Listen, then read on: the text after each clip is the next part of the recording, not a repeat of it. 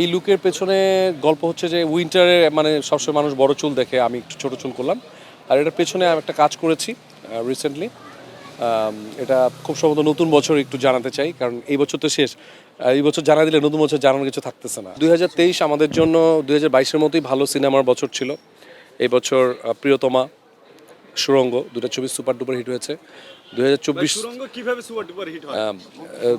2024-এ তো মনে হয় আরও বেশি মানে সারপ্রাইজ অপেক্ষা করছে আমাদের। খান সাহেবের তিনটা মানে বিগ ব্লাস্টার ছবি। আমার কাছে মনে হয় 2024-এ ওনার ছবি তো আছেই, সেই সাথে আমরা যারা আছি, অন্যরা যারা আছে, সবার টুকটাক ভালো ভালো কিছু কাজ আছে আমার 2023-এর থেকে সবার ভালো যাবে ইনশাল্লাহ। যাদের কাজ নাই তারা তো অন্য কিছু কাজ নিয়ে ব্যস্ত থাকবে, এটাই স্বাভাবিক।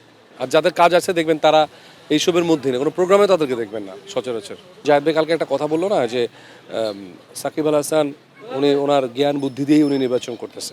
তো জাহেদ ভাই যথেষ্ট ম্যাচিউর একটা মানুষ, মানে ওনার যথেষ্ট বুদ্ধি, ওনাকে বুদ্ধি দেওয়ার মতো ক্ষমতা আমার নাই। উনি বুঝে শুনেই করতেছে এগুলো, ওনার হয়তো ভালো লাগে এই জন্য উনি করছে এবং উনি এনজয় করছে। আমার মনে হলো ওনার সাথে গতকাল কথা হয়েছিল, বললো যে ওনার খুব ভালো লাগে এটা। উনি বললো যে আগে আমাকে এত মানুষ মানে চিনতো, দেখছিস এখন কত মানুষ চিনে। আমার বললাম না ভাই, আবার ডিসিশনটা ভালো তোমার। সো উনি এনজয় করছে, এটা হচ্ছে সবচেয়ে ইম্পর্টেন্ট। এক নম্বরে যদি বলি যে প্রিয়তমা, হ্যাঁ প্রিয়তমার ডিরেক্টর বানাচ্ছে, ওটা প্রুফ, তার মানে ভালো ডিরেক্টর, ব্যবসা সফল ডিরেক্টর আবার বানাচ্ছে শাকিব খানকে রে। অনন্য মামুন ভালো ছবি বানায়।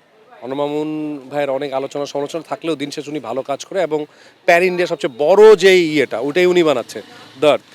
সো ওইটাও ইন্ডিয়ান আর্টিস্ট নিয়ে বানাচ্ছে, ওইটাও বড় ছবি। আর রায়হান রাফির কথা যদি বলি, রায়হান রফি তো অলরেডি প্রুভড ডিরেক্টর হিসেবে, সে এখন আমার মনে হয় সেরা ডিরেক্টর। তার ঈদে সে দুটা নতুন ছেলেকে নিয়ে বানিয়েছে, তার ম্যাক্সিমাম ছবিই সুপারহিট। সো এরপরে যখন রায়হান রাফিও এখন হিট অবস্থায় আছে আর শাকিব খান সুপারহিট, দুইটা মিলে আমার মনে হয় যে সুপার লেভেলে কিছু হবে। সো তিনটা ছবি, ওই যে আমি যেটা বলছি, কেউ যদি কাজ নিয়ে পড়ে থাকে, আল্লাহ যেটা নিয়ে পড়ে থাকে তাকে আল্লাহ সেটাই করায়। সাকিব ভাইয়ের উপর কত ঝড় গেছে, উনি কিন্তু কাজটাকেই ভালোবাসে, কাজ নিয়েই পড়েছিল। এই জন্য দিন শেষে ওনাকে আল্লাহ কাজই দিচ্ছেন, ভালো ভালো কাজই দিচ্ছেন। যে ছবিগুলো আসছে খান সাহেবের, আমাদের বা অন্যান্য আমাদের কলিগদের, যতই ছবি হোক, যতই ব্লকবাস্টার ইন্ডিয়ান ছবি আনুক, এক জওয়ান ছাড়া তো একটাও হিট হয়নি আসলে। অ্যানিমেলটাও তত ভালো ছিল না। সো আমাদের ছবিই দেখবেন যে দিন শেষে ক্লিক করবে ইনশাআল্লাহ। ঈদ বলেন, ঈদের বাইরে, এরপরে ঈদের বাইরেও ক্লিক করবে ইনশাআল্লাহ। সো আমরাই এগিয়ে যাবো ইনশাআল্লাহ। আমার তো 3টা ছবি রিলিজের অপেক্ষা আছে, আরও 2টা বড় ছবি শুরু হবে এর মধ্যে। এই বছর জানুয়ারি থেকে স্টার্ট করবো ইনশাআল্লাহ। সো 2024 আমার জন্য আশা করছি ভালো কিছু হবে।